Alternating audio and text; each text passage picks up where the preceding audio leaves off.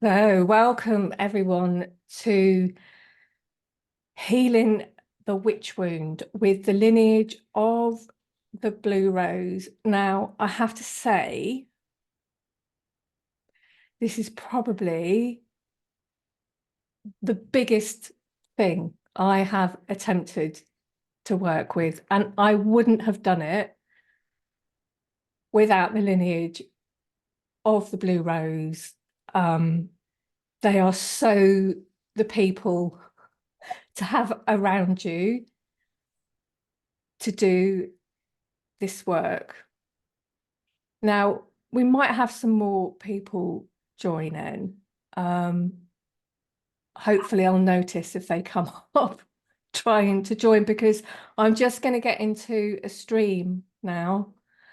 And at certain points, I'll be asking you to write into the chat if you're able to do that. And then at the end, so I'm aiming for about an hour and 30 minutes of what needs to come through and what needs to happen. And then those who want to share and have a bit of a chat at the end, we've got half an hour to do that after the first hour and a half, and you're welcome to stay for that or not, because not everybody wants to get involved and not everybody has the time. And so we have that half an hour at the end. So, oh, such strong energies coming in. So I'm going to call in the lineage for us all, and you'll have to excuse me with my bits of paper. Got me bits of paper everywhere, and as is the case with bits of paper, they tend to get themselves lost and be all over the place. So here we go. Let's call the energies in. So take some nice deep breaths as we call upon the lineage of the Blue Rose. Just close your eyes.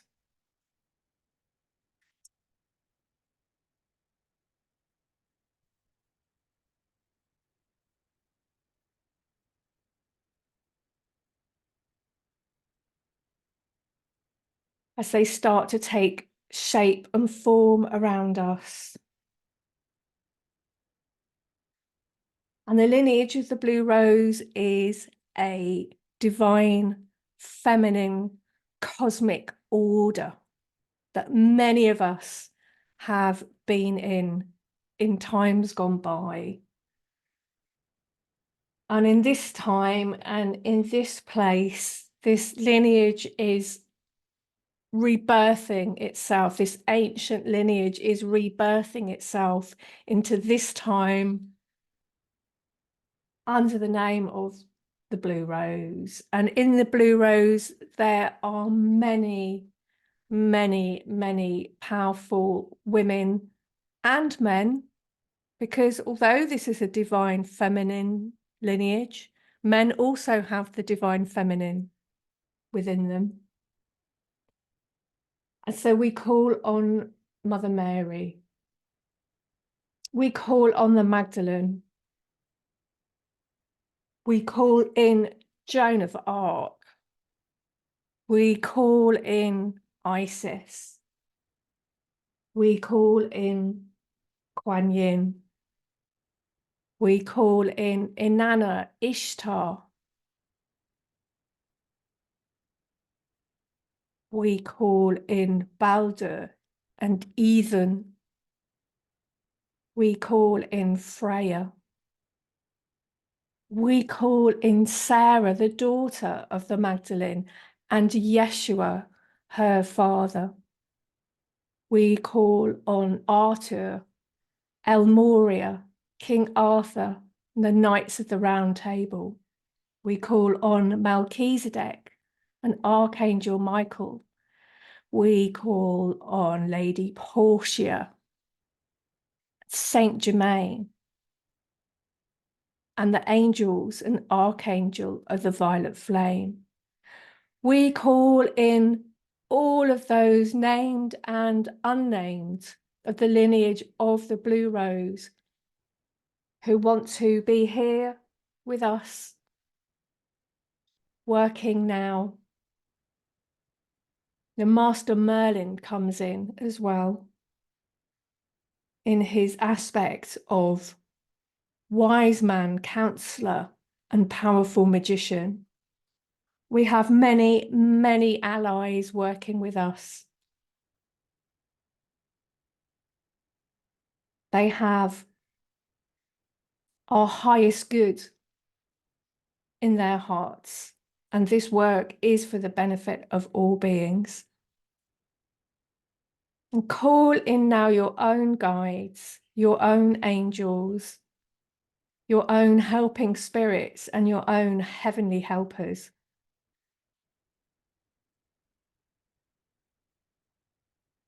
As we prepare ourselves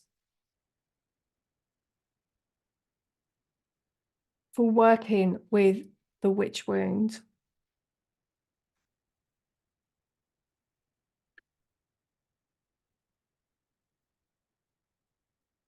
And the lineage of the Blue Rose is creating an outer circle around our inner circle.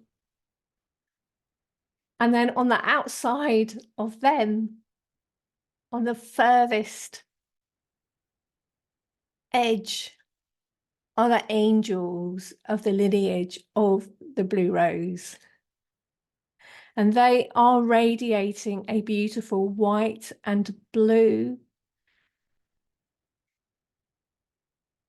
incredibly strong, protective, powerful, and purifying light through the lineage, through us, right into the center of the circle. And all is well, all is well, all is well.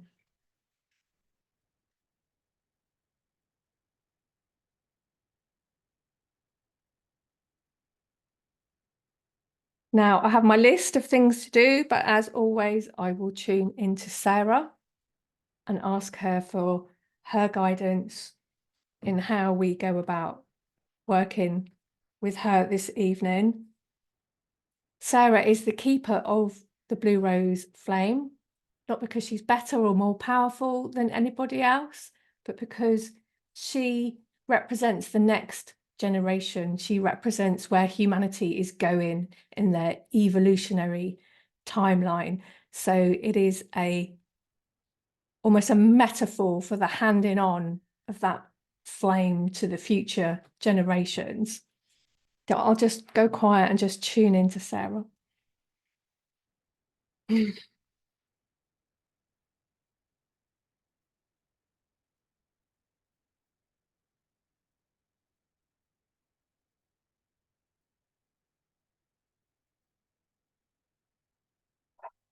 So this is quite a emotional subject, and something that many of us are carrying in our emotional bodies, consciously and subconsciously. So Sarah is saying this is the place for us to start by really tuning in to our physical selves and our physical body, and as much as we can, trying to stay grounded throughout this work, simply by keep bringing ourselves back and just noticing how we're feeling in the body, in how we're feeling. And that just in itself is a very, very grounding thing. Now I need where's my master list? I need my master list. My master list that tells me what to do on all the other bits of paper. Here we are. So I work with a lot of symbols. Well, not thousands. have my symbols that do their stuff, and I'm going to draw one now for the Blue Rose lineage, and I'm going to spread it out so that it like encompasses all of us here together. So I'm just going to take a moment to do that. So just close your eyes while I do this and just feel the power of the lineage as they come down even further, because they're coming down deeper and deeper and deeper as we move through the work today.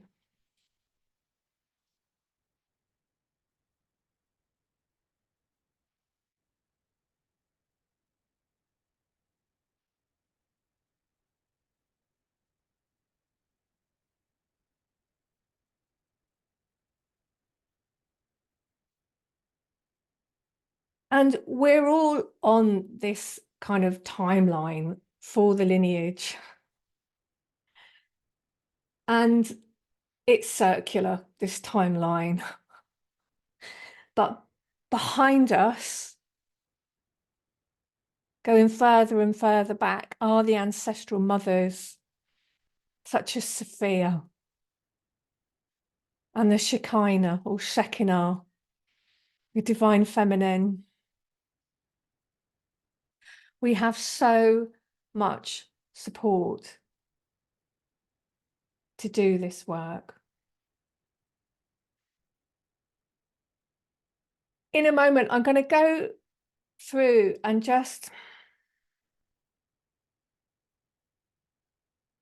spend about 10 minutes talking about the things that have happened in our history, so that we have a good enough understanding of what has actually gone on, because these things are not actually talked about that much. No one teaches this stuff at school. But before I do that, I'm going to bring in one more ally, and that is a plant ally. And this is a plant ally called mugwort. Now, some people have quite strong allergies to mugwort, but don't worry, I'm just bringing it in vibrationally. And I'm bringing in mugwort because mugwort protects us when we work with these deep layers of the subconscious. And we are very much working with the deep layers of the subconscious, not just of us, but of the cultures that we are living in. Because it actually wasn't that long ago that all this stuff happened, not in the history of humanity. It was just an eye blink. And if you can see that, this is an oracle card for mugwort. And I'm going to just take some drops.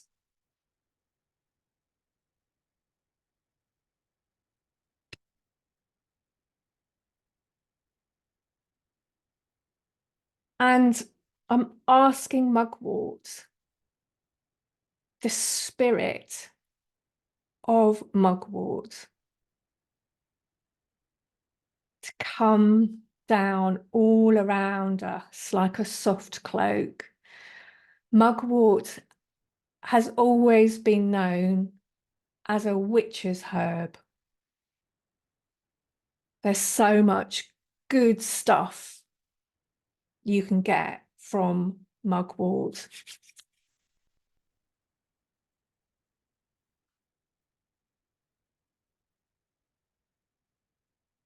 And she's just so ever so gently just coming down around each of us and just providing this soft blanket of love, of protection. And it's so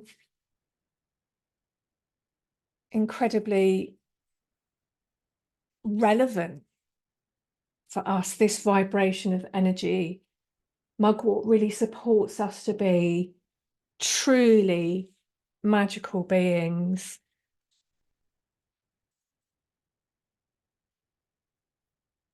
All is well. All is well. All is well. She helps with dream work, with the in-between spaces, with clairvoyance and prophecy, and in other dimensions. Just give your thanks to her for coming in such a beautiful way for us.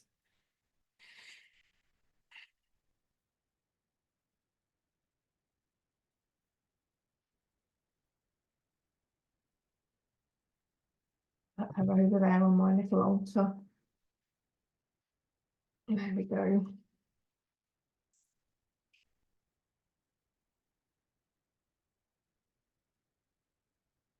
So I've been working with this material that we are going through tonight for, well, feels like many, many, many, many years. But particularly the last 2 years, I've been quite immersed in this material.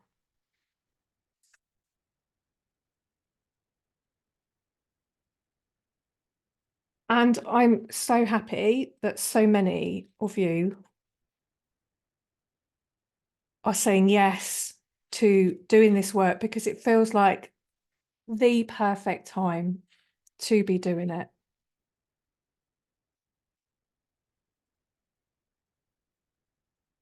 So something has just come into my head. So let me just see if I can find this bit before I start reading that bit out. Can I find you? Yes. So I started getting the elements of this workshop maybe a year ago. And what was coming in was quite a lot of stuff about the divine masculine, which I found quite confusing, because for me, I was imagining this was a divine feminine thing, which it is. However, we have been under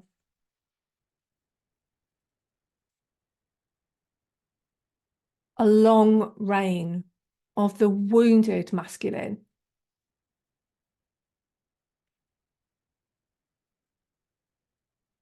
And it was my husband who was able to put this into words for me. So my husband, Thomas, he trained as a Jungian psychoanalyst. And they work a lot with archetypes and masculine and feminine and all sorts of things. And I said, Thomas, you know, I'm really confused. I pulled all this divine masculine stuff for the witch wound, which is a divine feminine thing. And he said, oh, yeah, but that makes perfect sense to me. I was like, oh, please go on, pray tell. And he said, well, if the internal image of the masculine is damaged because of abuse and trauma, it's hard to find that within yourself then.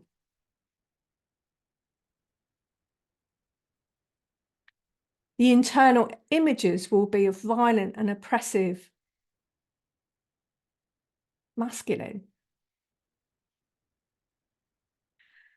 And me, with my new age way of looking at things, was then thinking, oh, what you have within you, you project out. So we've all experienced the wounded masculine in this life and past lives. So we have that quite powerfully within our, what I would see as sort of a energy system.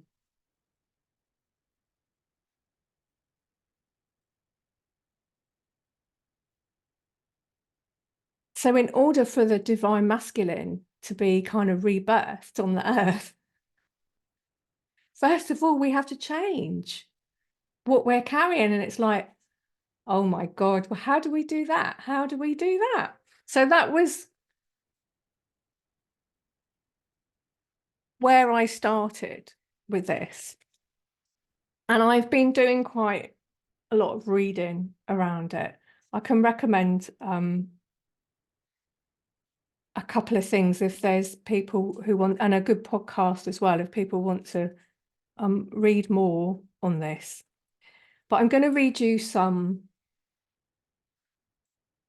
quotes from a book that I have by a woman called Silvia Federici. Federici. She's an academic. This is something that she's studied. She's a feminist. And she has given quite a lot of history behind what was going on before even kind of the witch burning stuff happened. And I want to just like go through some of these just to really drop some seeds in of like, wow, this is probably much bigger than we ever realized. So it actually kind of starts in the 16th century with the loss of common land. And this is in Europe. And it kind of happened across a lot of Europe. So back in the day, we had a feudal system, and there were landowners and there were peasants. And then in the 16th century, there was a movement from the English lords and rich farmers where they decided they kind of wanted this common land. And so they started to fence it off so that people couldn't access it anymore. And it was called enclosure. And they also pulled down shacks of like poor cottagers who had no land but could survive because they had access to these customary rights. And this actually went on for the next couple of 100 years. And there was huge wars.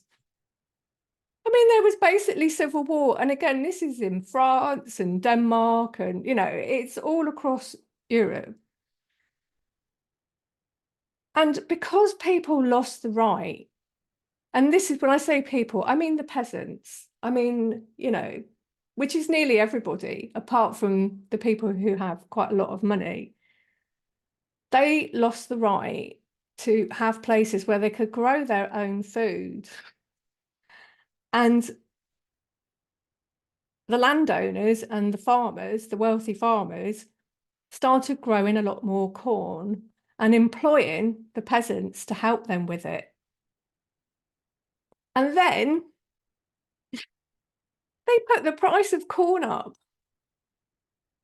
so that people had to get jobs in order to live because people were kind of starving to death. So women, and this is the bit where it starts to make sense. Women were hugely activist in this. They organized uprisings, battles. I mean, there were peasant armies. Women were so powerful in organizing this. And of course they were doing this because it was their children that were starving. So the first thing is the loss of the land. Then women started to have their rights taken away from them. So women lost the right to earn money. They weren't allowed to conduct economic activities. by themselves. Even being out in public started to be frowned upon. Now, the reason that I'm saying this is because we all carry aspects of this. Like, I've really carried feeling like I can't earn my own income for so many years. And I've worked on it and I've worked on it, and ancestral stuff, personal stuff, like, oh, I've done so much stuff. And then when I read this, I went, oh my God, it's in the collective unconscious. And I suddenly understood why it was there. Another thing that went on, so women speaking up, that was something that kind of got outlawed as well. So women were accused, this is from Sylvia's book, of being unreasonable, vain, wild, wasteful. Especially blamed was the female tongue, seen as an instrument of insubordination. And there's a diagram of this book of a woman wearing a bridle, which is an iron contraption used to punish women with a sharp tongue. And you were called a scold. If you had a sharp tongue, you were called a scold. And it actually had like a piece of iron that went into your mouth and sat down on your tongue. And she says, significantly, a similar device was used by European slave traders in Africa to subdue their captives and carry them to their ships. So this was kind of an attitude at the time of, you know, people aren't doing what you want them to. This is what you do. This is how you control them.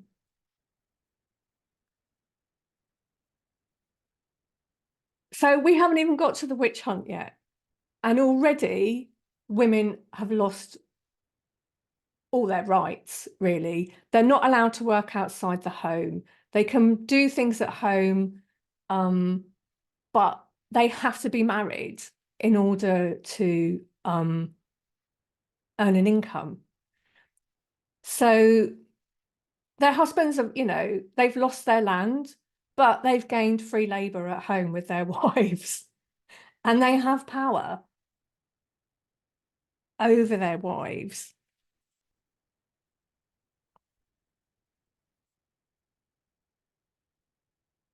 Now, she says the witch hunt was the turning point in women's lives because it destroyed a whole world of female practices, the relationships they had with each other, and the systems of knowledge that had been the foundations of women's power. The way women behaved was controlled. You had to be passive, you had to be obedient. You couldn't talk too much, just a few words. You always had to be busy with domestic work, and you had to be chaste. And by the end of the 17th century, this was how it was. This was kind of the new way that you had to be if you were a woman. So I was really shocked when I'm reading all this. I was like, I knew it was bad. I never knew it was this bad. I never heard of this. I never heard of this before. And she goes on to say that the witch hunt remains one of the most understudied phenomena in European history. Now, not everybody has European ancestry. However, the cultures that we live in, predominantly in Western civilization, come from this European civilization. So even if you're not ancestrally related to this, you are living in a culture where this is kind of one of the foundations of it.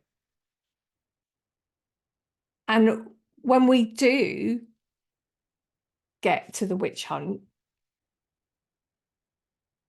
the oppression is just so terrifying, as hundreds of thousands of women are burned, hanged, and tortured in less than 2 centuries. And those are the women that were burned. There were just as many women who were imprisoned, and people were imprisoned for a really long time with no proof, without ever getting near the noose or the fire. They died from being in terrible conditions in prison. That was really, really, really, really common. And it was required that everybody went to these hangings, burnings and drownings. You were required to be there. You had to go. And this wasn't the church itself. It was also the authorities. It was also like the law of the land. So it was the church and the authority of the country that you lived in. Because we tend to think of this as a religious thing, but it actually became a power fight. And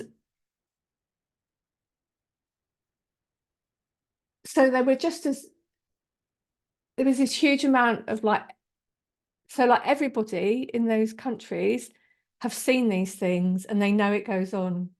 And this is what you're living in. This is the world I'm living in. This is how people get treated.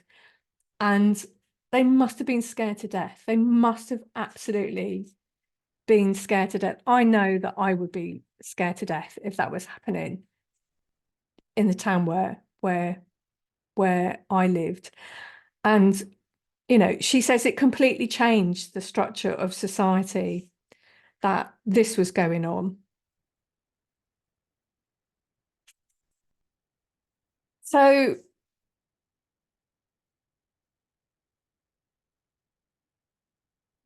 one of the things I can remember, like, sitting and doing a lot of research one night, and I was looking at what happened in Denmark, because that's where I live. I also looked at the UK and other places, but this night I was looking at Denmark. And in the UK, they were fairly humane in the fact that they didn't burn witches alive. They did in Scotland and they did in Denmark. And in Denmark, they would tie somebody to the top of a ladder, get the fire going, and then tip them straight into the ladder. And when I read that, I was like, oh my God, because when I moved here, no exaggeration, for the first, I don't know, could have been 5 years, I had this deep fear that someone was going to kill me. And it was really, I was thinking, oh my God, I must have had a past life here with Vikings or something like that. And when I read that, I thought, no, I think I found the source of it, because I do have a thing about fire. Oh, yeah, I don't now, it's gone now, but I have had a really, really bad phobia about fire. So without even all of that, there was like an indoctrination taking place. Oh yeah, so that was it. So when I was reading this thing about Denmark, that's what I was going to say. It said in there, the panic and the fear that was just all across the land. People really, really felt like it was the end of the world. Really Revelations stuff. like, you know, signs and omens that the end of the world is coming. And again, I remember saying to Thomas, I wonder why that was. What was going on that made people so terrified? Was there some, you know, energy coming up from the collective unconscious? Because like if anybody ever reads Steiner, he talks about like in the First and Second World War, like these energies coming up from like luciferic forces and all this sort of dramatic stuff. And I was thinking, must have been something really, really wild, you know. And then I read this a couple of days ago, and it says entire communities were seized by a panic as a steady indoctrination took place, with the authorities publicly expressing anxiety about the spreading of witches and traveling from village to village in order to teach people how to recognize them. In some cases, carrying with them lists with the names of suspected witches and threatening to punish those who hid them or came to their assistance. So they did this first. They actually travelled around from village to village doing this before the witch hunters came in. So they whipped people up into an absolute frenzy of terror and of fear. I mean, honestly, what a time to live in. And, you know, I guess many of us were there in past lives. And even if we weren't, it's in our ancestral lines. Even if it's not in our ancestral lines, as I said, it's in the collective consciousness of the cultures that we're living in. So sort of focusing a bit more then on the kind of the magical thing. So all of the things that we do now, healing, sound healing, positive thinking, chanting, saying prayers aloud as a way of healing, all of these things became things that were forbidden and banned, and it meant you were a witch. And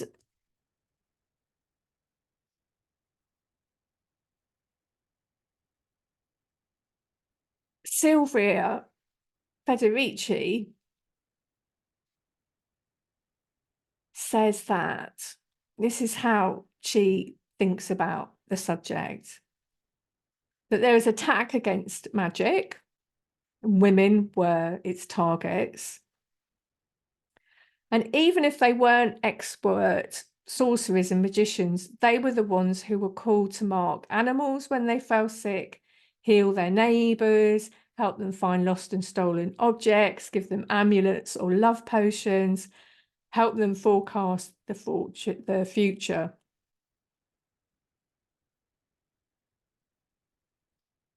And she says their claim to magical power undermined the power of the authorities and the state.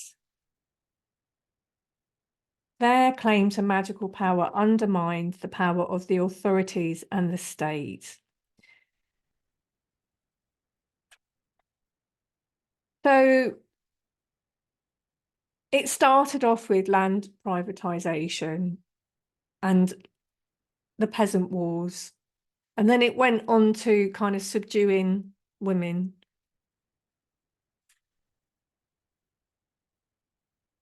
Because they were far too effective at helping armies rise up and fight.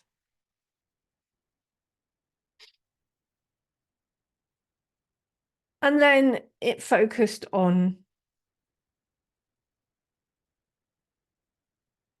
women's power through their relationships with each other. That was stripped apart because women work very well together in a powerful way. So they were given ways of secretly telling on each other, to denounce each other as witches. If you were a midwife, for example, that almost meant you were a witch,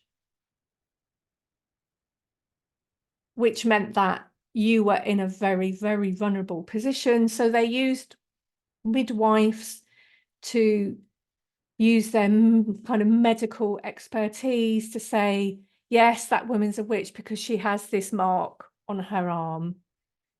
Because if she didn't do that, then she would be burnt as a witch. So everything's just getting picked apart.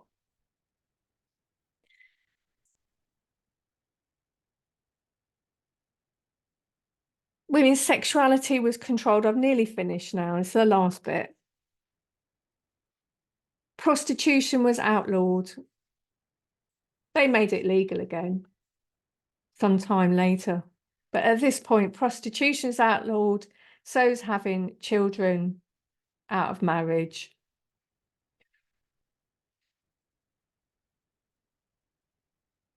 Laws were passed that meant if you were unfaithful to your husband, it was punishable by death. Female friendships were an object of suspicion because it meant it was subversive to your husband because all your love should be for him. Yeah, I mean, it's really, really, really extreme. It's really extreme. And when women were held as witches, awaiting trial, while they were awaiting trial, they were raped, they were tortured, and there were laws all passed that this is all okay. All their hair would be shaved off from their whole body. Their bones were crushed. They were seated on, it was just awful, iron chairs under which fires were lit. I mean, it's just, that's enough, isn't it? I think, to know what it is that we are being called now to release, because we don't need to carry this anymore. We don't need to carry it in our DNA, in our ancestral lines, in our energy bodies. It's like, no, this is enough now. We need to release all of this that is inside us, inside our cultures. And we are being given the tools to do it. So we're going to start off with some violet flame work and doing some tapping. Let me just tune into Sarah first. So she's saying really bring in that violet flame. So in the lineage of the blue rose, we have 3 really powerful violet flames that step forward. One is Mother Mary's blue violet flame. One is the Magdalene's rose violet flame. And one is Sarah's lilac violet flame. And they all do their own thing. So Mother Mary's blue violet flame, just imagine now you have this amazing shell around you of this kind of dark blue violet flame. So it's quite sort of deep purple, if you like. And this is so protective, this energy. It's so protective. And I see Mother Mary as a matriarch. She's so powerful. Oh my God, she's the queen, you know? She's sitting there on her throne and she is so regal and wise and strong and powerful. And this energy is in her dark blue violet flame. So just feel that burning around you as she lends you her sovereignty. And then inside of that, we're getting the Magdalene's Rose violet flame. And some of you might have seen, I have a YouTube video that I made about this that just sends out this energy. The Magdalene's Rose violet flame, it destroys the darkness. One of the Magdalene's titles is Queen of Demons because she overcame her demons. And she's a great person to call on when you feel demonic energy is around, because she knows what to do. She knows how to shift that energy and neutralize it completely. So the Magdalene's Rose Violet Flame is amazing for healing the witch wound, because all these things I've talked about, it's so that it raises that up inside us, that trauma, so that, oh, we can let go of it. Oh my God. Breathe in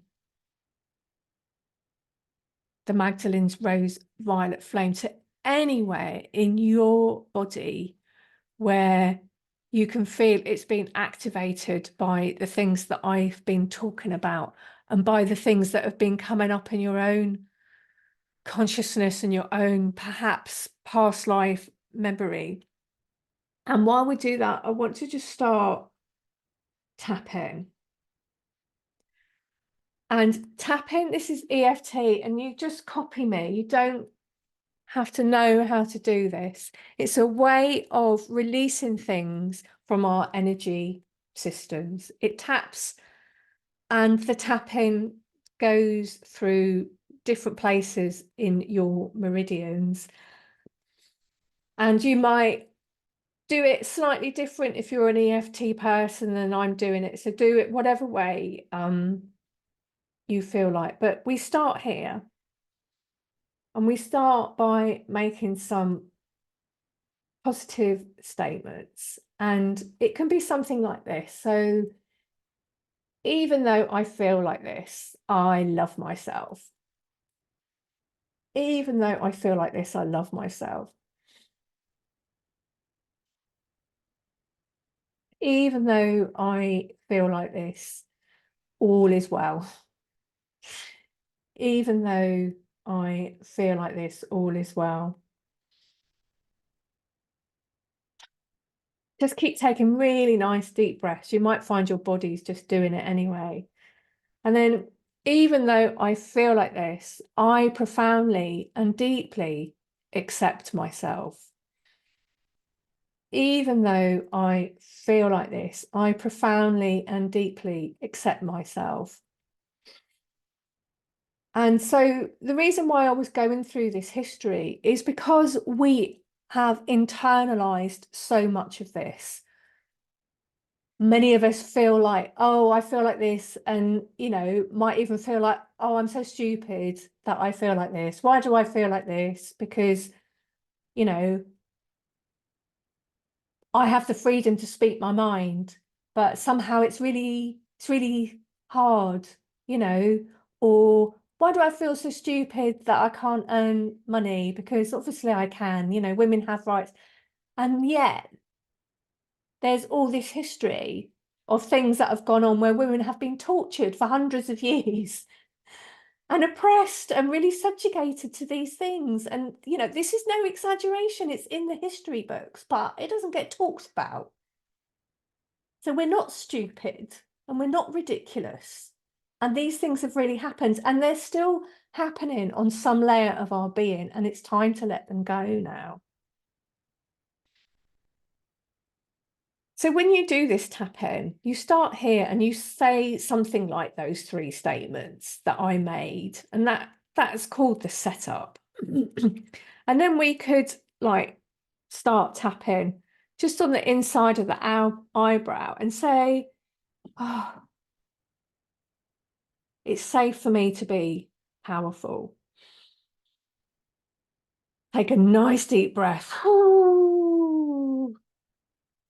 And then on the corner of the eyes, it's safe for me to be in my body.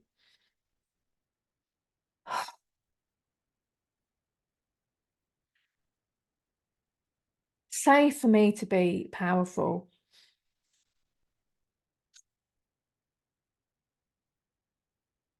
Under the nose, safe for me to be in my body. And of course, you can go around and tap on all these points with just one thing at a time, but I'm mixing it up a bit.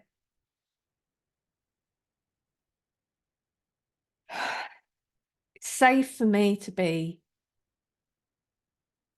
a spiritual, a magical being.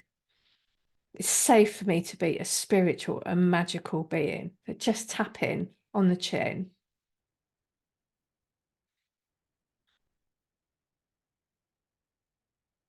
And then just tap in underneath the collarbone. It's safe for me to use all of my natural talents. It's safe for me to use all my natural talents.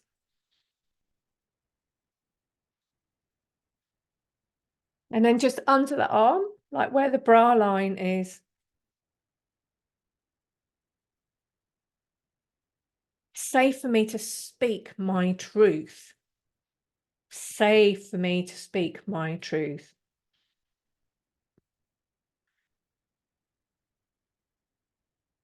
And then tap in here on the side of the thumb, on the side that's closest to you. Safe for me to be powerful.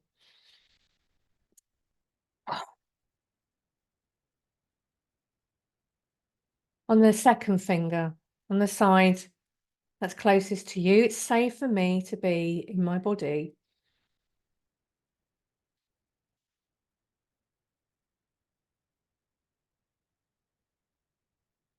Tap in on the middle finger, closest side to you. Safe for me to trust other women. Nice deep breath. And then we jump the next finger and go straight to the little finger, because that's already covered in another tapping point. It's safe for me to call back my feminine power now. Safe for me to call back my feminine power now. You always tap in on the side that's the finger that's closest to you. Then we tap again down the side of the hand. It's safe for me to speak my truth.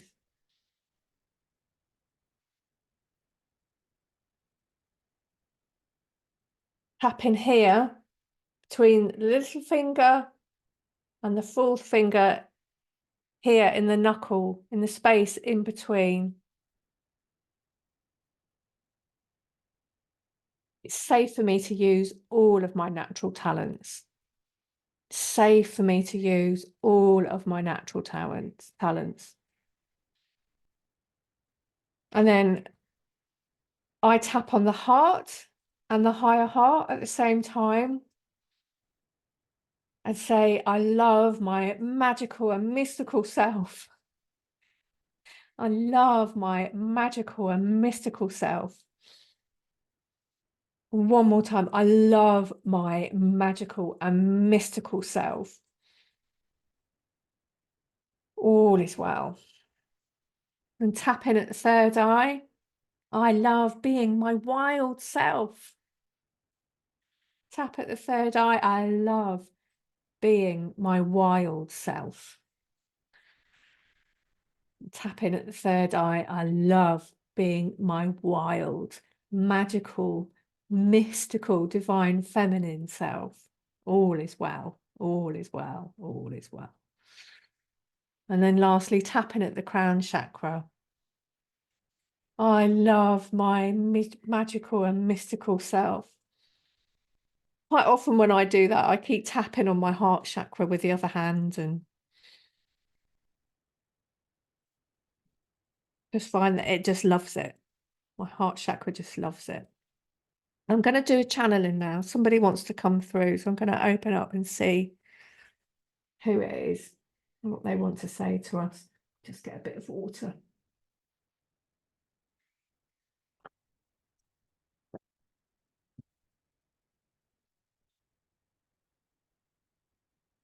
So if you want to, you can keep tapping on any points that feel like they want a bit of tapping, and I'll just go quiet. And then when I start speaking again, I'll be channeling one of the lineage of the Blue Rose for us. And more than just the words that I say, when I channel, they take the opportunity to send out energies for all of the people who are watching this class now, and those of you be watching the recording, so that you each get like special packets of energy that are perfect just for you. So I'll do that now.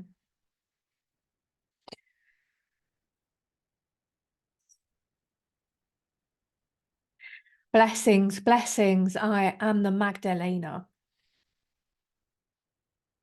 I speak today with my voice of empowerment, calling you now to your true power.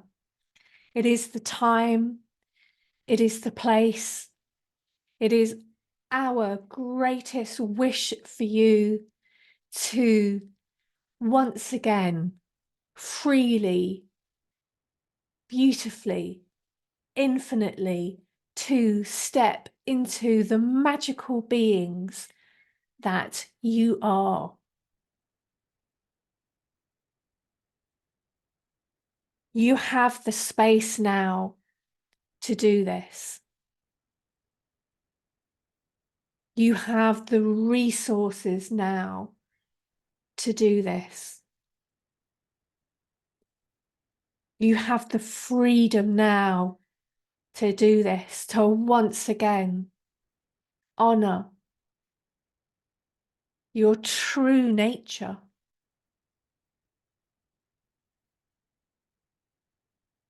To be who you truly are. To let it shine. To not feel shame or doubt,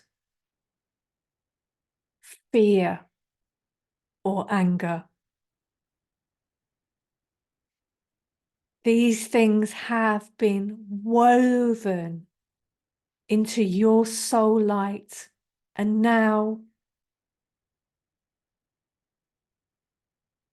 is the time to break those bonds, to shake away those fears, and they have been with you for so long now.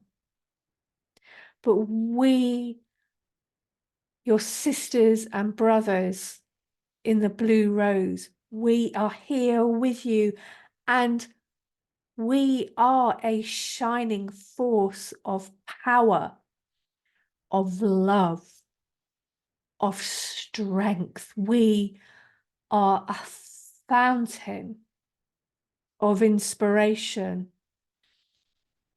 a well of wealth that you can draw upon. You are not alone. You have each other. You have us.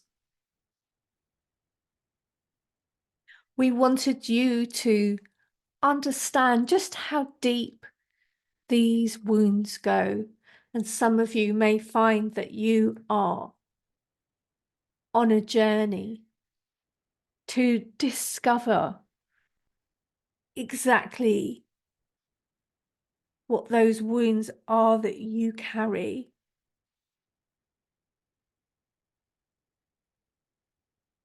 Whichever way your path calls you, this is the time, this is the place. It is now to see yourself standing, arms reaching up towards the sky, fully free, fully unfettered, fully yourselves, with the light of the divine shining down upon you, shining down upon your very, very beautiful selves. I am the Magdalene,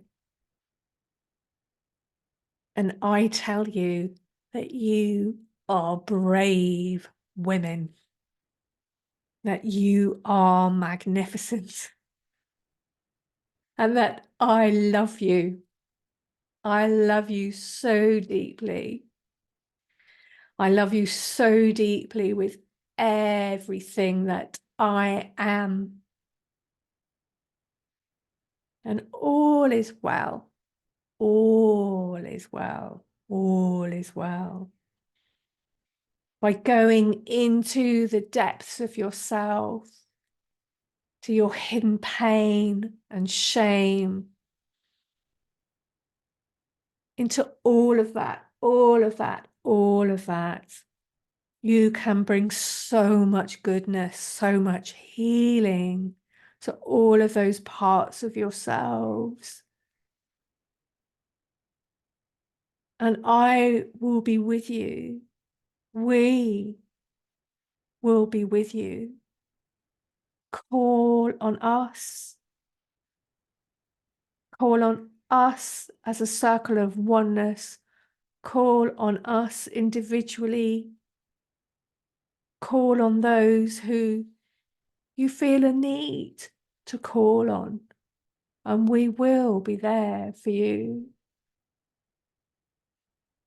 We are with you in your grief, in your suffering, in your pain.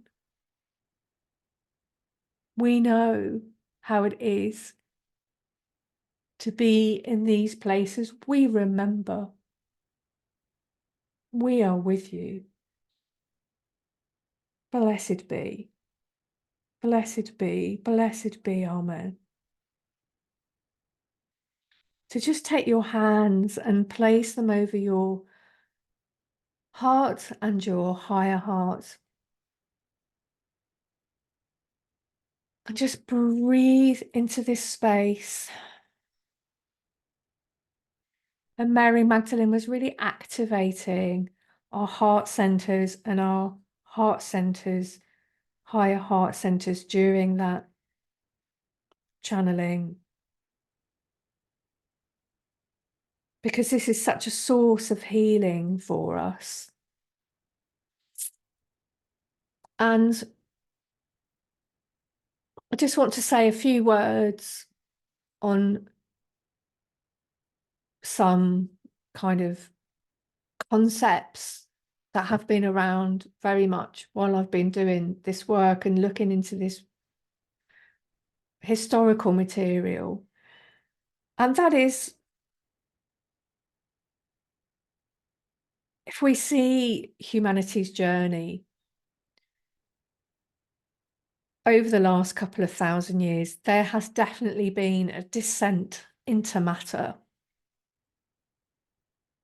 And it feels like the divine feminine has withdrawn and is now experiencing this incredibly powerful and fast re-emergence of the divine feminine, like just exploding everywhere. And we're becoming aware of so much about the wounded masculine. And I'm just presenting this as a thought. You don't have to agree with me.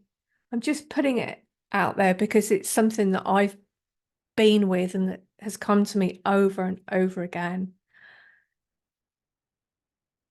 I was initiated as a priestess of the goddess somewhere around, I started my training in the year 2000, I think. And it was incredible for me to find the divine feminine again. I was like, oh my God, where have you been all my life? That's what I was missing.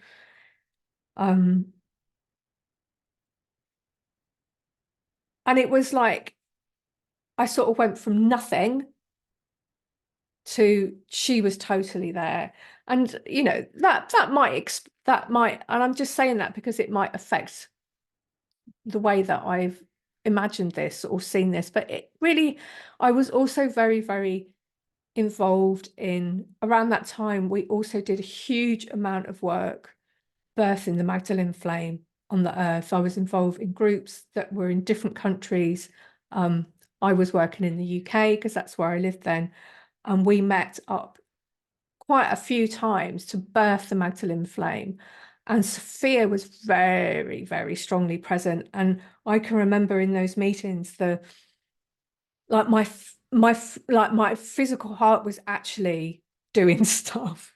Like I was having like, and I wasn't scared because I was in such a high meditational state. I mean, these energies were just amazing. They were coming through us and like down into the earth. And my heart was like, you know, doing all those jumps and flutters. And it was really an amazing time. And I had this thought that one of the reasons she'd been absent was because we've been going through such a dark time.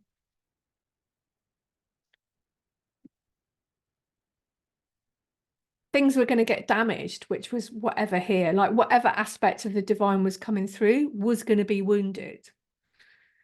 And it was predominantly the divine masculine that was coming through. And then as it came down through the layers, it became the wounded masculine, because it's the wounded masculine that has been present and like throughout all of this patriarchal stuff, all of this misogyny and raping, and that's not the divine masculine, that's the wounded masculine. And oh God, you know, I almost feel like, oh, I don't want to say this because it's a bit, I think it's a bit out there, but I'm going to say it because it's just been in me so strongly. I thought, what if that was the plan all along? That the divine feminine would kind of go away for a bit so that she could come back so pure and unharmed and perfect, and just because, like I said, that's how I experienced it. It's like she wasn't there and then she came back and it was just like, it's just so amazingly strong and powerful.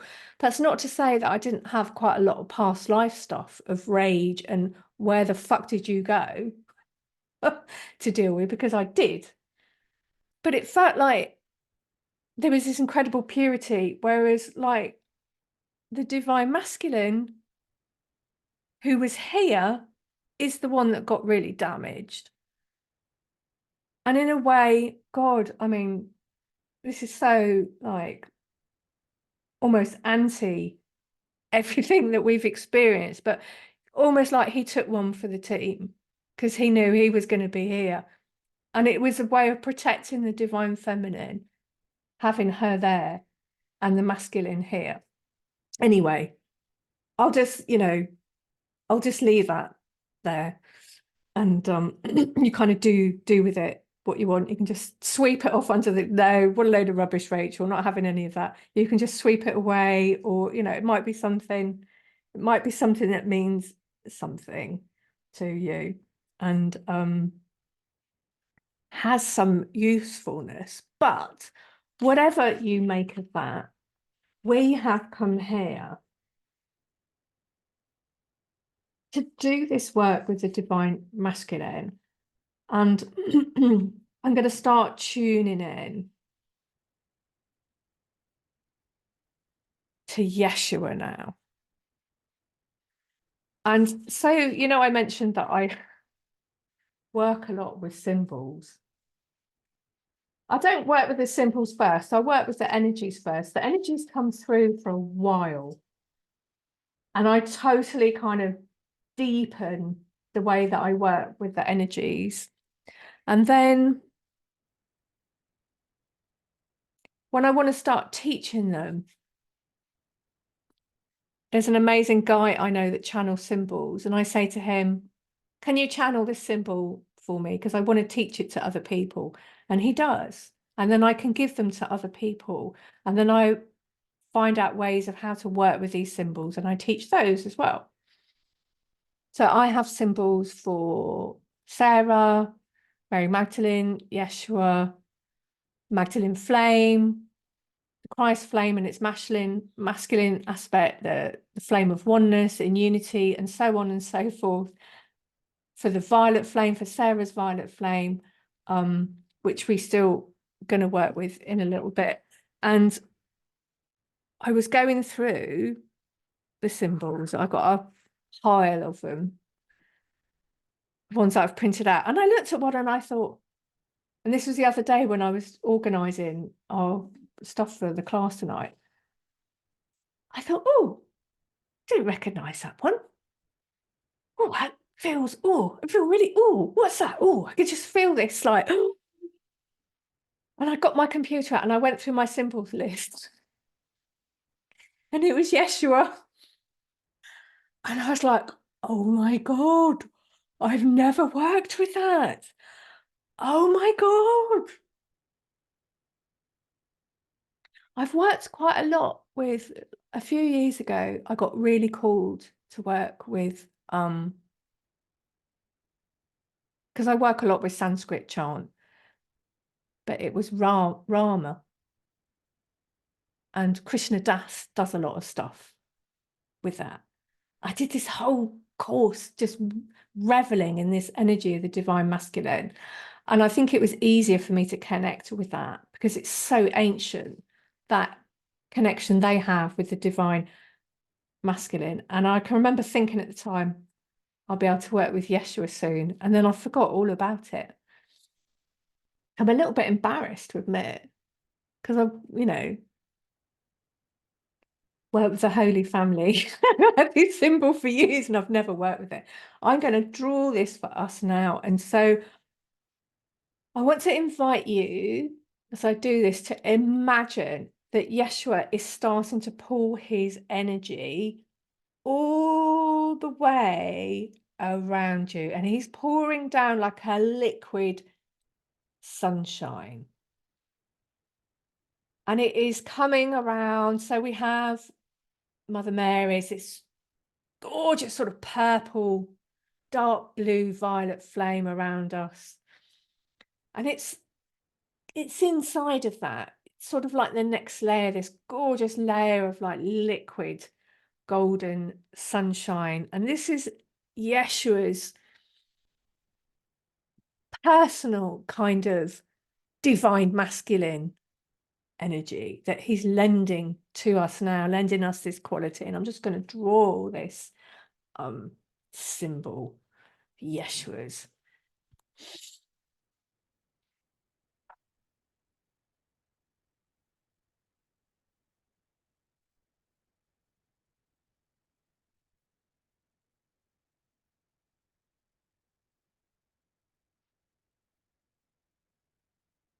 And actually, this liquid sunshine, it's like, oh, wow, it's like radiating that sunshine energy into our whole energy body.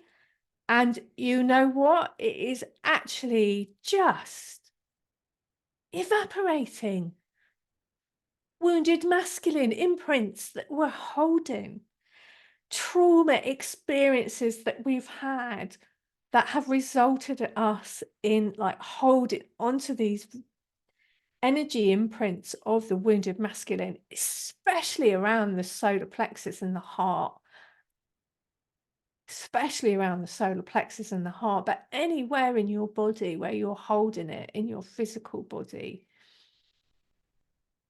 A liquid sunshine that is setting around your aura. It's just radiating this incredibly beautiful, soft light, sunshine. So gentle, but yet it is reaching every aspect of your being. And actually, I'm calling Yeshua in to be with every single one of us individually so that he can direct this incredible light that he holds. And you might feel his hands moving around through your aura, through your chakras, as he's teasing out any stuck places or very tangled places. And he is clearing everything that you're ready to let go of now. So some of us are ready to let go of all of it. Some of us will need to do this in our own time, actually. Thank you. And so this is something that you can come back to again and again as you need to do a little bit more, to do a little bit more, to do a little bit more. But Yeshua is, through his divine grace,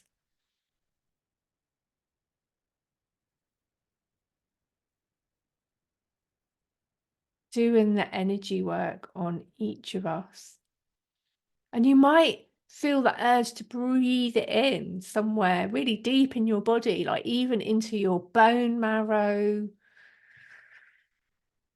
into the mitochondria, the cell, or, you know, whatever sort of thing pops up in your head. Just breathe it in there. Just breathe it in. Just breathe it in. Just letting go of those wounded masculine imprints. You just don't need them anymore. And that sunlight of Yeshua's, it's just evaporating them in the most magical and beautiful way. And it will be really nice if you can, in the days and weeks ahead, to expose yourself to some sunlight. You know, don't go getting sunburned, but maybe consciously getting yourself out there and just taking in that sunlight, because it will really support these processes in releasing the shadows and the darkness from your soul light, from your soul body, from all of your energy bodies, the sun, the great central sun, the source of love and beauty and wisdom, reaching into every part of your being, everything that needs to receive this light, so that you can let go of the wounds that you're ready to let go of right now. And of course, when we do energy work like this, it always brings up a clearing process in the days and weeks and months ahead. So keep an eye out on yourself, notice emotions coming up, take time to go and write those things down in a journal and be a little bit curious about them, ask them what they're about, ask your inner wisdom how you need to go around helping yourself with releasing these things. You know, you will be put into a process and you need to follow your own intuition and your own wisdom with how to work with all of that as your physical body and all of your energy body now starts to let go of the wounded masculine. It's the time, it's the place, it's now. We don't need to carry these things anymore. We can step aside from the collective unconscious, because we are connecting to a new blueprint. We are connecting to the new earth energies. We are connecting to the new earth grid. And in this new earth grid, there are amazing blueprints for the divine masculine. So many came in with that last solar eclipse in April, and we can tap into those now. So just take a breath. I'm just going to give us a 5-minute break.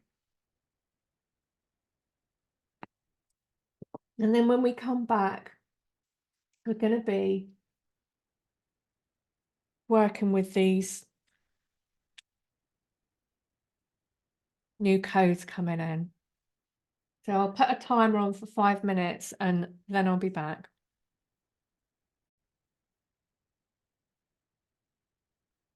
Okay, so as we come back into this space together,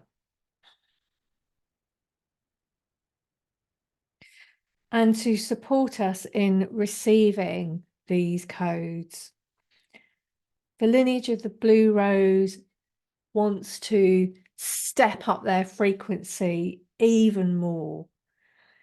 And, you know, it's part of our human design to be magical beings of light, to use our spiritual and psychic gifts. And if we all did what we truly excelled at and enjoyed, and not just us, magical people, but everyone, our talents and abilities would enable our communities and our planet to thrive. Easy Ivy wrote that. She's created some beautiful oracle cards.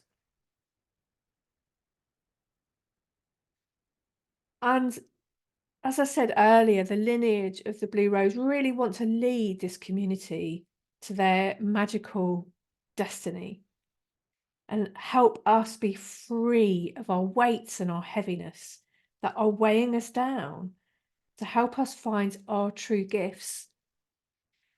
And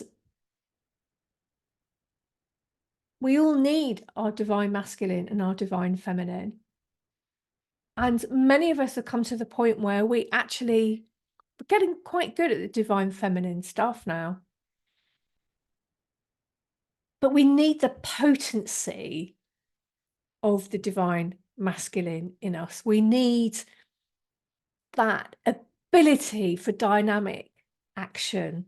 We need that thrusting power, not to put too fine a point upon it.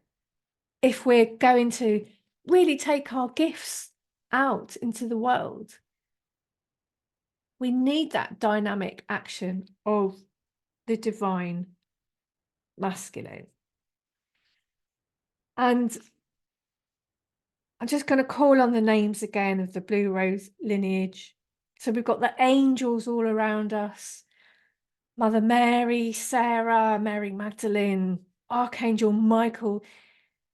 He's a divine masculine protection energy and so much courage and strength. Isis, Kuan Yin, Joan of Arc, Elmoria, Sophia, Venus, Aphrodite, Yeshua, Hathor, Bridie, Bridget, Dana, Dana, Sarasvati, Demeter, the Lady of Avalon. So many named and unnamed. Elmoria, Merlin, King Arthur, Saint Germain. All of the angels of the Blue Rose lineage. They are holding this space so we can receive these codes.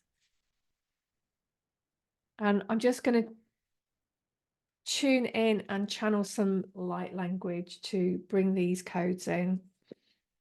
I'm bringing in a little bit of spray. This is an aura color spray for the Christ energy. Sending that out to everybody. Beautiful solar power. And then I have an essence that I made this week from one of the springs in the town where I live. And this holds the vibration of the solar source codes that are coming in for us now for the divine masculine.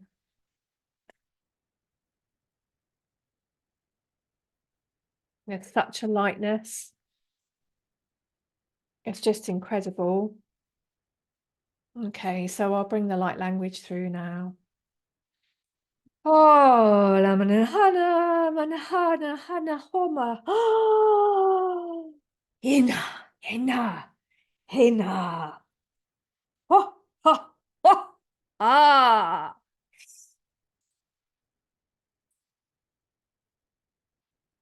Yeah, yeah, yeah, yeah, yeah. Uanamana, uanamana. Uakai, uakai, uakai, uanamana, uaia. Ianoma, ianoma, ia, ia, ia, ia, he, he, hu, hu, hu, hu, hu. Nga, nga, nga, nga.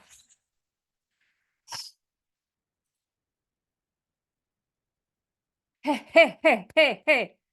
Hina, Hina, he, he, he, he, he, Hina, Hina, he, he, he, he. Hoa, he, hoa, hoa, hoa, ona, ona, ona, ona, ona, hoa, hoa, hoa, hoa, ina mana hoa, ia, ah, kua, kakua, kakua. Inamana, inamana, inamana, iakoa, iakoa, koa, koa, ha, iamano, iamano, iamano, iamano, iamano, iamano. Iamana hoa, hoa, hoa, hoa, hia, hia, hoa, hoa, hoa, hoa, hoa. Iamana.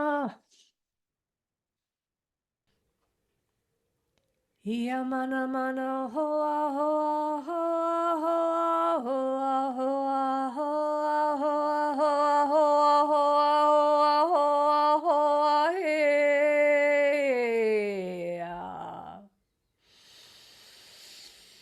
Ia mana hoa hoa hoa hoa hea hea hea hea hoa hoa hoa hoa hea hea hea he.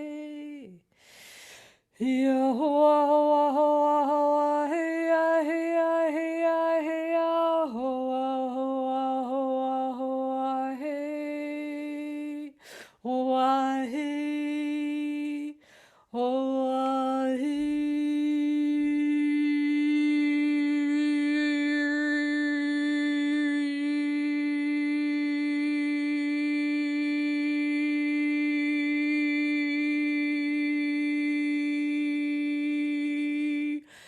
Really breathe into your solar plexus chakra. Take your awareness there, and if it feels right for you, allow your solar plexus chakra to receive what is coming in through your heart chakra. Hoa, hoa, hoa, hoa,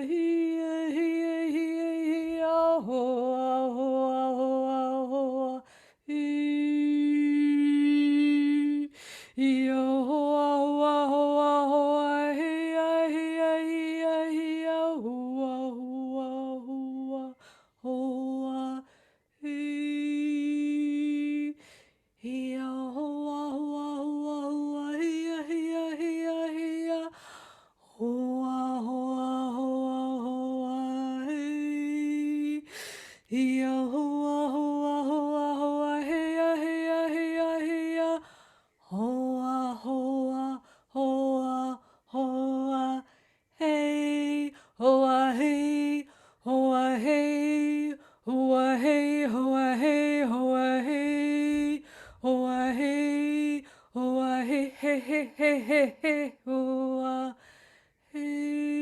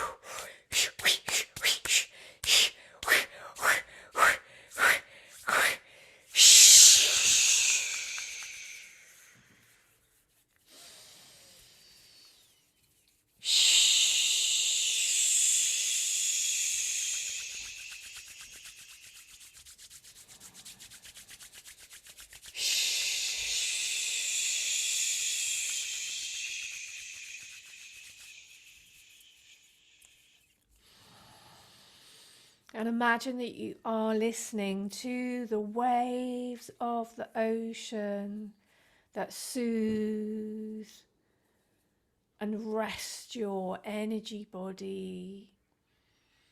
Beautiful waves. The energy of the ocean coming in now. Soothing your soul, soothing your energy body. Just feel that comfort, almost the energy of prayer and of peace, of love,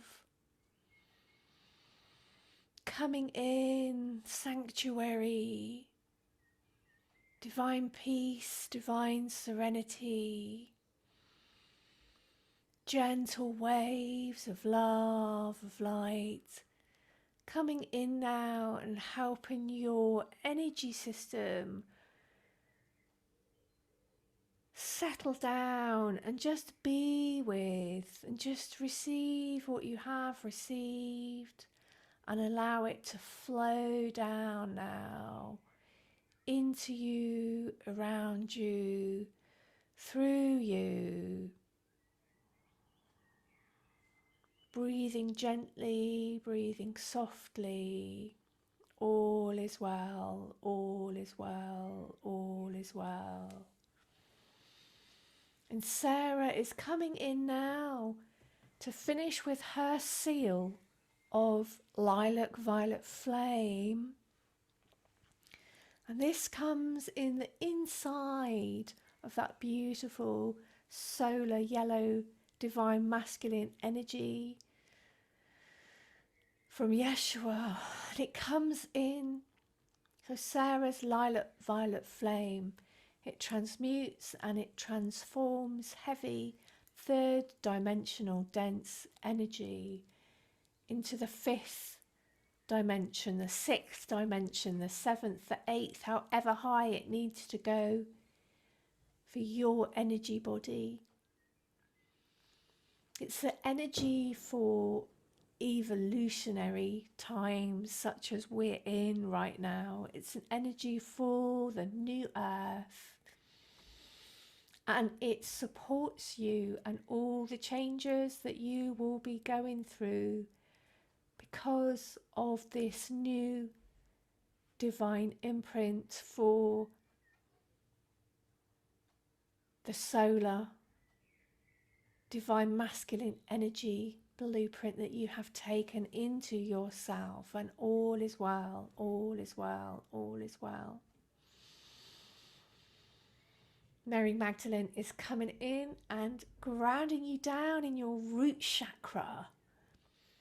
This is one of her superpowers, to ground us into our bodies. And she's saying, I am with you whenever you have need of me. Call on me in the days and weeks and months ahead. I am with you. I will help you be here on the earth. Sarah is saying, I am with you. I am here. I will help you stay connected to the new earth energies, to the new earth grid. The new earth grid is lines of energy lines that run through the earth that hold this vibration of our next step forward, which is the new earth, which is where we're going. It's what we are grounded in right now, us the pioneers, and so many other spiritual workers across the planet doing this work. Together, we are legion, we are powerful, we are the divine made manifest upon the earth. We are the hands and feet of the divine on the earth, doing the divine's work. Father, Mother God, all is well, all is well, all is well. Put your hands on your heart. Breathe again into your heart chakra.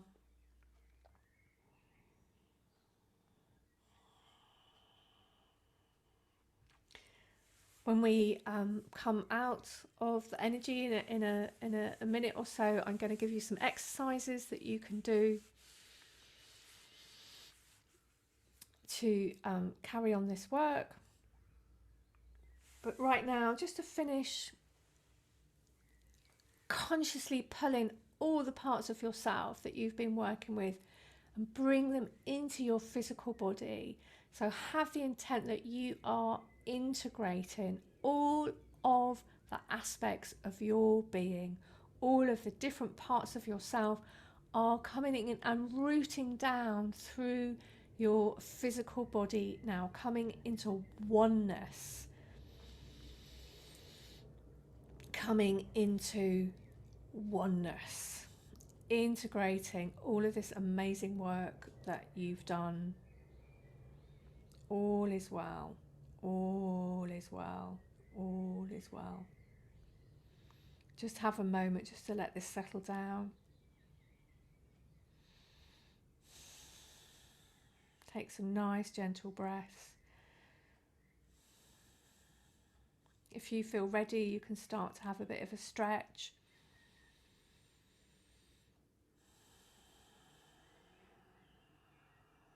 You might want to write down any keywords of things that came to you so that you can write more about it later. Writing it down before you just forget.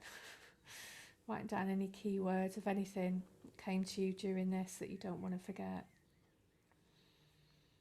Just grounding your roots down so deep into Gaia, into the heart of the ascended Gaia. Pulling yourself fully back now.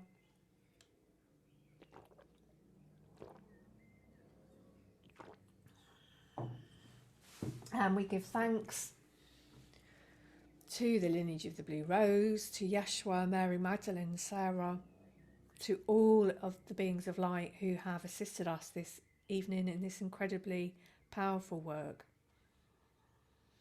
And just starting to let go of that circle now, even though we say stay protected for the rest of the time by beautiful angels. Just letting go of some of those energies now so that we can just come back a little bit more into our normal levels of consciousness.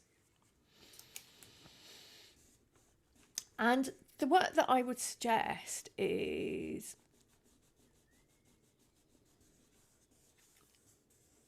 if you liked the tapping, I can send out, let me just get a notepad, the tapping points. And then there might be particular things that you want to tap on in relation to this. Things that you particularly want to shift inside yourself, whether it's around speaking your truth, using your power, being abundant and prosperous. It's good to set up statements, and the way you can do that, this is how I do it, it's really simple. You write down what your problem is. Like with me, I would write, I don't feel like I can earn an income. Then you put it in its polar opposite. I love making a really great income. And I always say I love because it brings that love energy into it. And then I'm not arguing with myself. If I say I am earning a really great income, it just annoys me if it's not true. But I love making a really great income. I can agree with that. And tap on both those things. Tap on the negative and tap on the positive until you can feel it's starting to shift.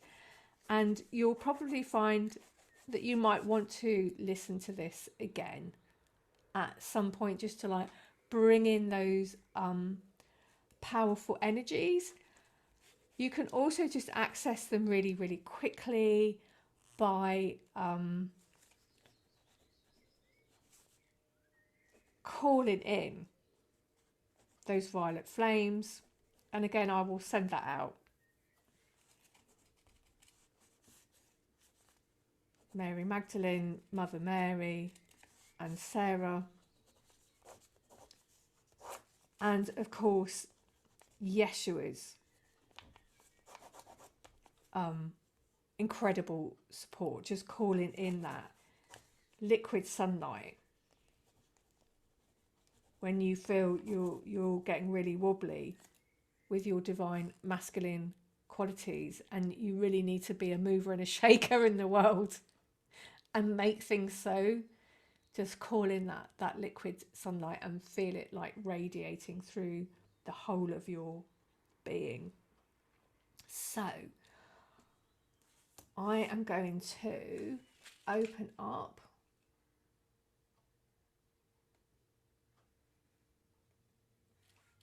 the floor now, and I'd really like to invite a sharing. I have a question. Yeah. I should know this, but I'm so dazed at the moment. Do we have the Isa rune, the one for Jesus?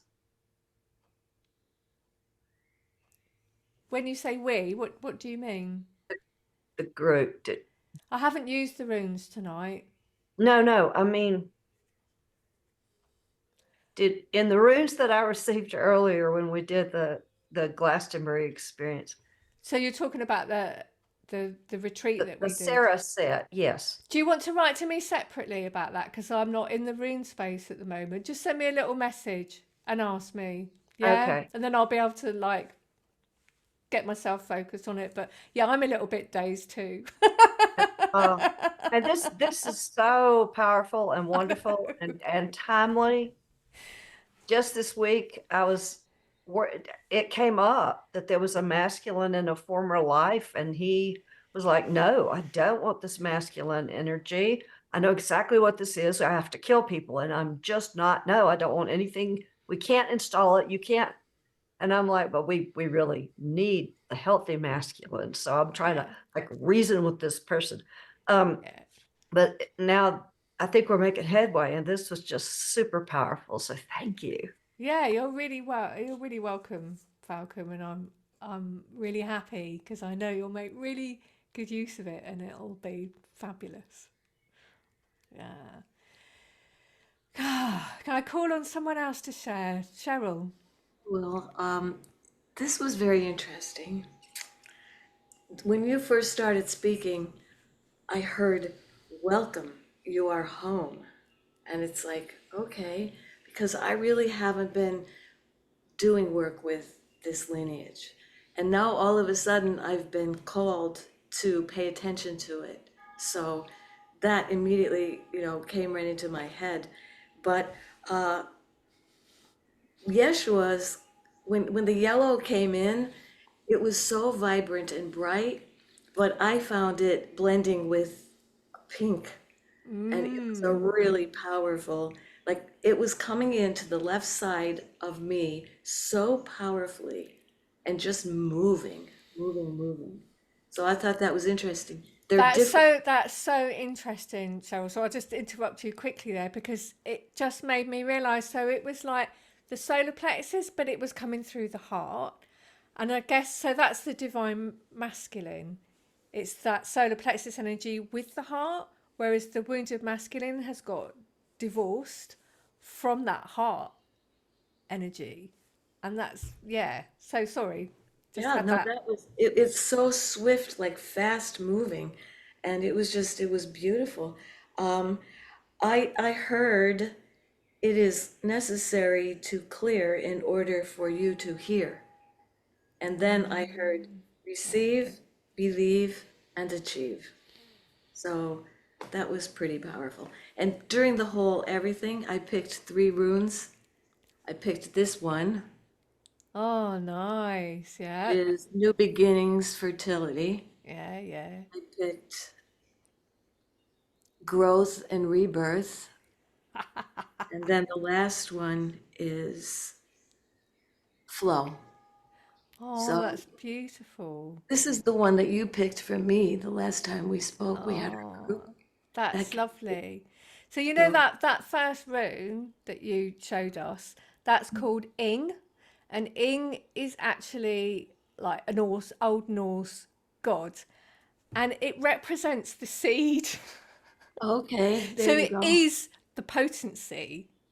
Okay, and they would invoke him in spring to make sure, with the goddess, to make sure that they had a good harvest.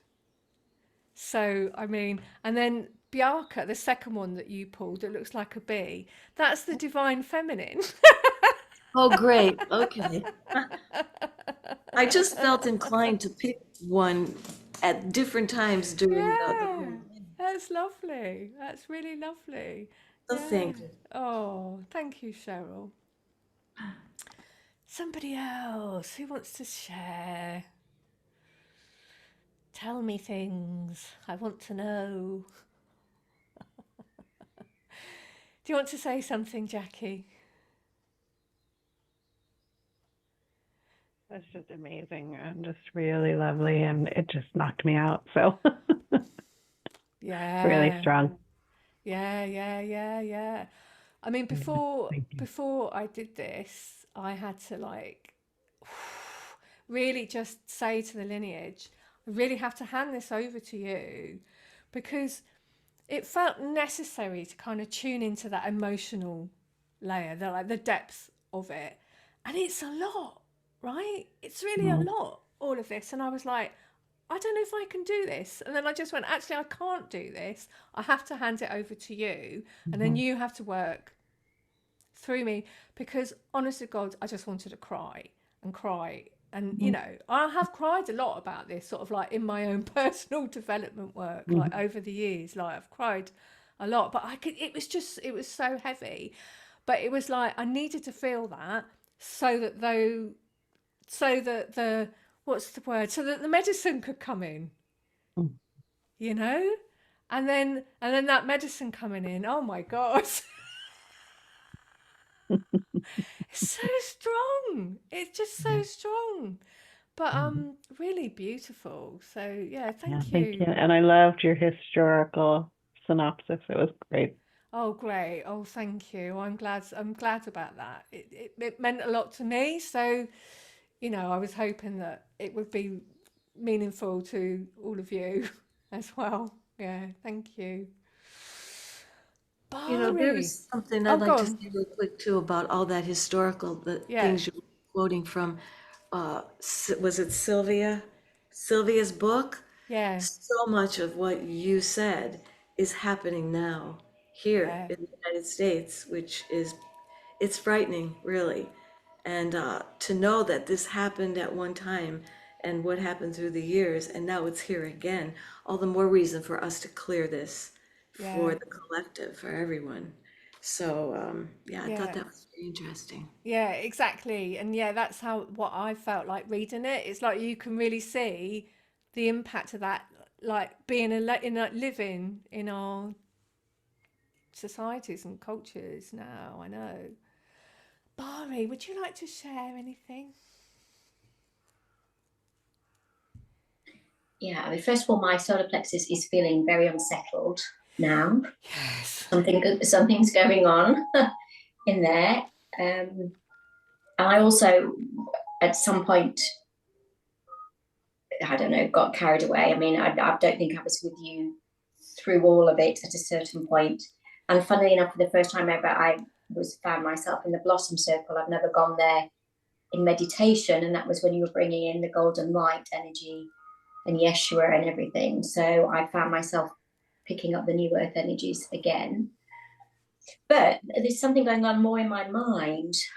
I'm having a bit of a debate now, because where you started us with the history, it's now making me think, was the divine masculine wounded? Or was it just the masculine aspect of humanity that was wounded? Yeah, I mean, I probably could have put it in a better way, but this is what I sort of meant, like the divine masculine, as it comes down through the layers and it comes into humanity, it's what we receive of it that has got wounded. So it is us. It's like, rather than the divine, Yeah, because the divine masculine is always perfect, of course. So absolutely. yeah. And it is always perfect. And I work with Yeshua a lot, and he's a perfect balance of divine masculine and divine feminine. Yeah. So I don't really think of him as divine masculine. I think of him as completely in unity. But then when you started off with all that history, and I was just thinking, well, you know, we're all lucky because we're identified as women and we're doing this work to heal this witch wound and everything. But it's a lot harder for the men, because in that history story, they lost their identity, they lost their ability to work, they were told how to behave. And I can't remember who said it about remembering the past, Vulcan, about remembering the past life, where as a man you would have to do things that perhaps were totally against your nature. And so that was like, I had so much compassion suddenly for the masculine, because that they're human beings, feeling, sentient beings who were forced also, a lot of them, to situations that wasn't actually their truth or they didn't want to do. Anyway, so I'm all Yeah. I'm all processing masculine and feminine, and everybody was wounded, and Yeah, exactly. it's a all in the wound pot at the yeah, moment. yeah, it's a wound that we all carry, and it's But it very seems easy to easier for get in. women. Yeah, it's very easy It to get seems into easier for us like, to come together and heal it. yeah, Whereas we in these stories we look at the male as the problem and Yeah. the aggressor, but not all the men who even did that.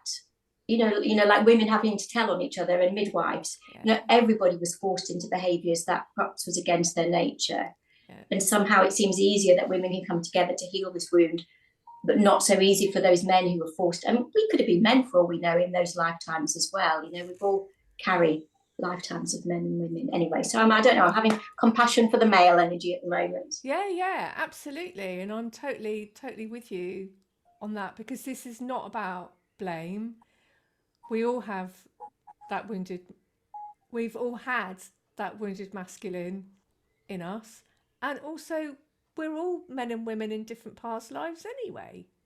Exactly. So we just happen to be female, in this one, but that, and those women that were tortured and all the rest of it, they weren't all single women.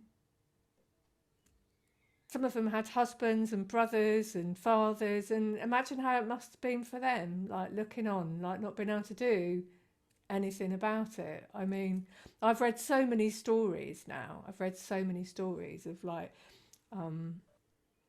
what happened with these different women, and it was just so hysterical, and it was like wealthy women, poor women, mainly poor women, but there was also wealthy women, and it was just unstoppable. I mean, God, so much healing to be done in the land still around it as well. But yeah, I love that the new earth energies that were coming in for you there, Bari. And at the end, like, I could feel like that unsettledness, like you were saying about in the solar plexus, and it's like these waves of the ocean wanted to come in. And that rune that you showed there, Cheryl, that's Largu, that's the rune for water. So I'm thinking that water is actually a good thing to bring in, like energetically or physically. You're in the right place, Bari. Go and get some well water, because I think that will really help, because it's the balance, isn't it, as well? It's the balance. Water is the balance to fire. Or it can be a balance anyway, or can be very alchemical, but in its balancing aspect, that can really help settle down these strong energies that come in. And I feel like, I feel really lucky as a woman that I've been able to like embrace or be embraced by the divine feminine so strongly. And I think in the years ahead, there's going to be a really strong like movement where the men receive the same thing, where they start to feel the embrace of the divine masculine, because I've never felt it come in really strong like this before. It feels like the start of another new thing where it's getting restored, just in the same way that the divine feminine has been restored to so many of us in these last decades. Rachel, can I say one more thing? When I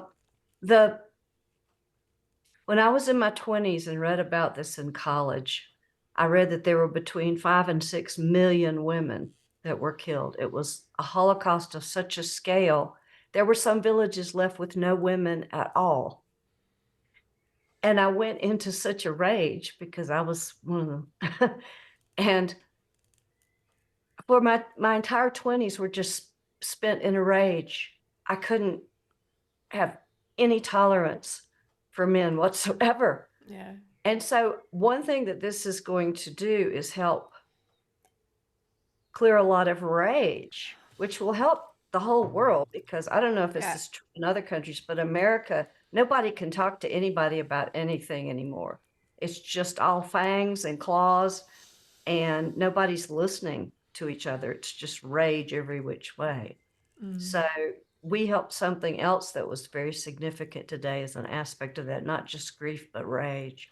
Yeah, yeah, absolutely. Because like the more we can hold these divine masculine blueprints, the more we see it in the outside world, which allows it to come in.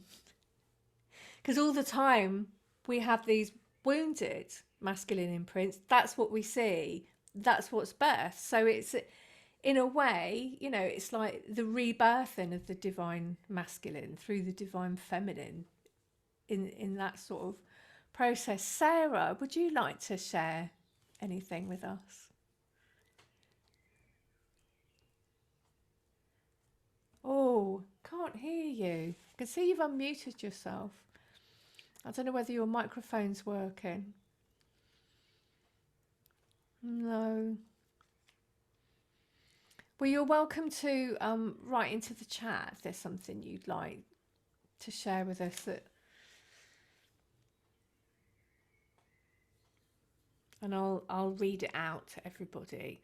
How about you, Eleanor? Have you got anything you'd like to say?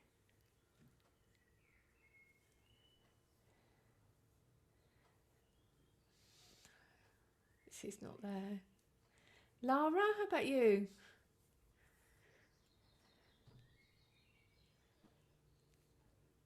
There we go. Hi, Lara. Hello, all. Wow. That was pretty awesome. Thank you. It's been a long time coming. Yeah. Thank you. Well, I think I'd like to thank you, yes, for bringing that historical aspect in. It, brought forth revelation. And so it just made sort of a practical sense, right? As to, why how even the word priestess and how I associate myself to that, and how I actually haven't been able to even like conceive that. It's like, even though I know I've been that, right? Like many times. And so anyway, it was interesting just to make note of those different things. I obviously won't go into them, but and so yeah, I very much appreciated that. And I mean, the light language part was so powerful. I mean, we've done some pretty significant solar plexus work. So where I found it really activating me in this particular scenario was like I just felt like my whole, like I was just like almost whiplashed. It was like my head was like thrown back and my third eye was just like super like activated, and yeah, it was really it was really powerful. And there was another part where I really went into kind of the reading space, not in that, but something previous you did. And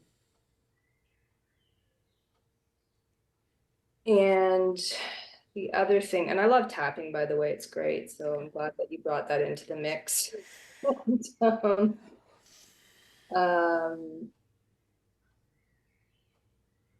And it's so interesting when you talk about time, because I've had this really like big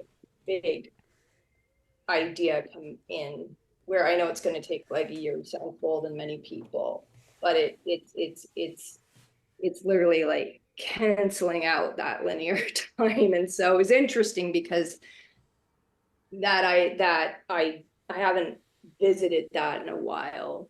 and that kind of came through, and that can only come through with this kind of work that, like bringing the masculine, like the true masculine, right, into our fields. So because it really will require that for me to even like begin to consider taking steps with that.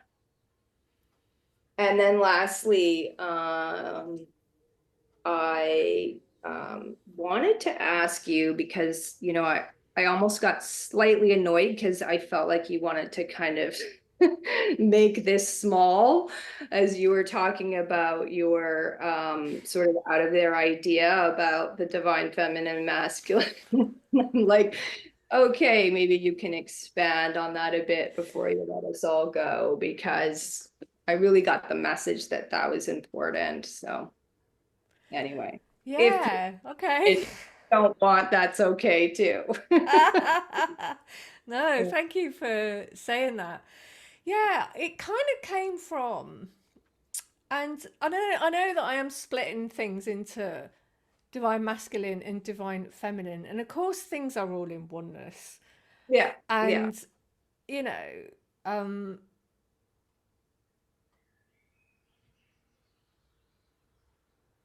but it's useful in a way of like understanding what happens when things come down, like through the layers. And I'm sort of going back a bit before I go forward. One of the things that I've always really got from Sarah is that in her there is no separation. The divine masculine and the feminine have come together in oneness. Mm-hmm. And there's this book I really love. It's a 13th century but written in Sanskrit, and it's called, oh God, I've forgotten it. No, it's gone. I can't remember the name of it. It's a tantra thing. It's about Lakshmi. It's in all her aspects. It's about how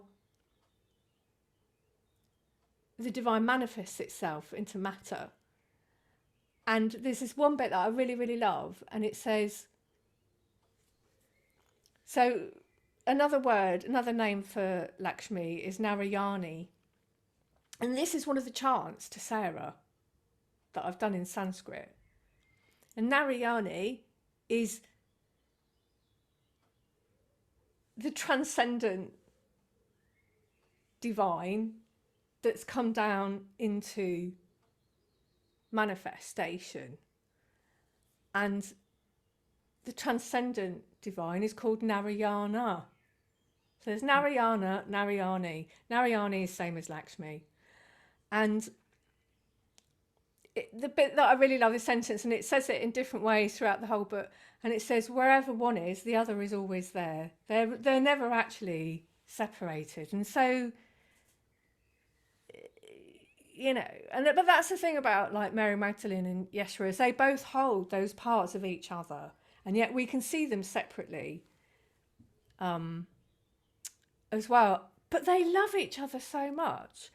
And I suppose the thing that was really what I was getting.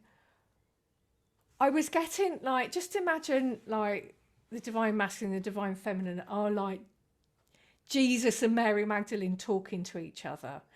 And they're sitting there, by the fireplace or whatever, going, we're in for a really rough time ahead, darling, aren't we? We are. Oh my God, this is going to be really shit. Well, and Jesus going, you know what, love, I want you out of this. So you go quietly over to those rocks over there and sit this one out, and I will take the fall for this.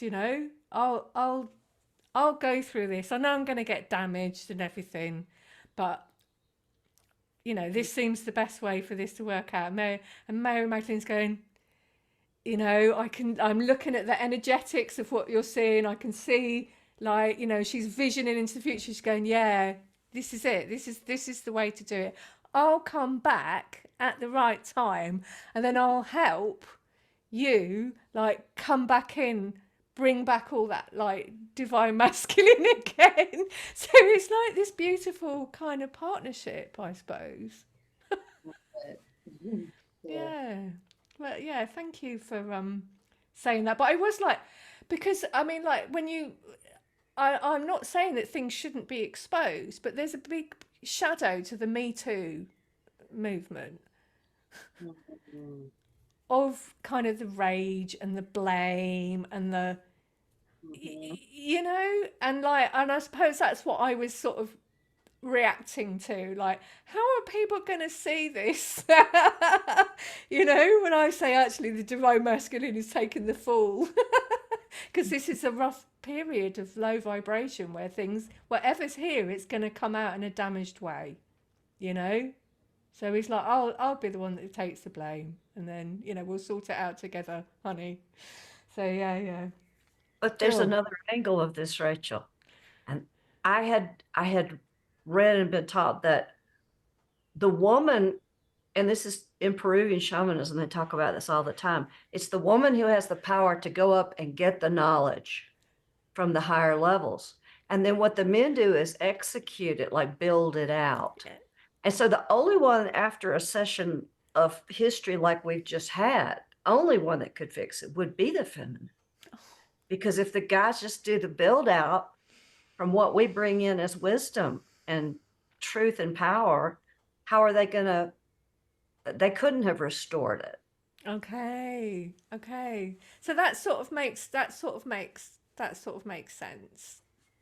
Then, like, why she needed to be kept in like a pure state. And one of the reasons this sort of came about in my thinking, Bari, was that conversation we had about where I said to you, oh, Chalice Hill, I want to be on there. Like, I want it to be open access. And you said, yeah, but, you know, it's kept it, like, in this gorgeous state that it's in. And I was like, oh, yeah, that's true. I could see that. And then, so I see Chalice Hill as feminine and the tour as masculine. But everybody's trampling up and down the tour. And that is taking all the damage. You know? Like, even those bits around the back where like the orchard is, all that heaviness, and you know, I kind of see it as like the towards the heart chakra of the world, so it must be carrying some of the wounds, you know. And I think those energies down there are a bit representative of that. So again, it's like taking the flak, you know, and it's like, oh, that's so noble, it's so beautiful to do that. And it's like, God.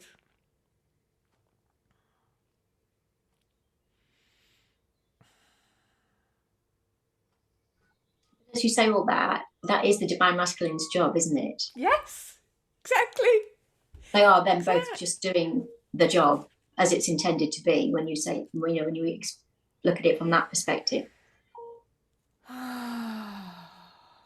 So all is well, as All you is say. well. Yeah, all is well. So let's have a look at Sarah's message. Not sure about my mic. Thank you. I've loved this call. It's all about honouring our true self for me, and I feel very supported by the healing energies. I'm so excited for the healed masculine to birth on earth in a strong way. Yeah, me too. Me too. This call began at 3 a.m. in Australia. I'm not surprised you couldn't get your mic going. The fact you're here is amazing. Thank you so much for coming in the middle of the night. And yeah, I kind of love those magic. I used to do night shifts. I tried to do as little of them as possible when I was a nurse, but I kind of like that sort of magical time. It's in between space, isn't it? It's like, I'm excited about using the many violet flames that we were surrounded by and filled with, having previously just worked with Jermaine's violet flame. Yeah, I will send out like a little description of them, and some stuff about that so that you can work with it. So how are we doing? Are we complete? Any last things anybody wants to say? So thank you so much to everyone here and for all of you who are going to be working with the recording. As I said, I have been filled with this for quite a long time, and I'm just so glad that I've been able to share it now. and it's summer holiday soon here in Denmark. So I'm looking to having some time off, but lots of love to everybody. I think this is going to really do something in our lives.